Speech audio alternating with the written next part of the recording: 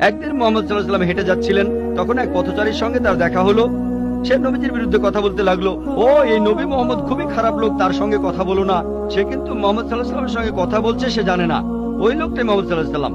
সে নবীজির কাছে বলল, পথে হাঁটতে হাঁটতে নবী মোহাম্মদ খুবই খারাপ লোক, তার কথা শুনো না, তার কথা শুনলে বিপর্যয় হয়ে যাবে, সবার জন্য খারাপ হবে। লোকটা নবীজিকে বলল, তবে আপনি খুব ভালো মানুষ, আর আপনাকে সাবধান করছি ওই মোহাম্মদ লোকটার কথা শুনবেন না সাল্লাল্লাহু আলাইহি ওয়াসাল্লাম। সে ভণ্ড, নাউজুবিল্লাহ, সে খুব খারাপ মানুষ, নাউজুবিল্লাহ। এরকম আরো অনেক কথা। তবে নবীজিকে বলল, আপনি খুব ভালো মানুষ, আপনি দয়ালু, আপনি পরোপকারী, আপনার নামটা জানতে পারি? নাম শুনে বলল, কি? আপনি কি বললেন? আমি কি ঠিক শুনছি?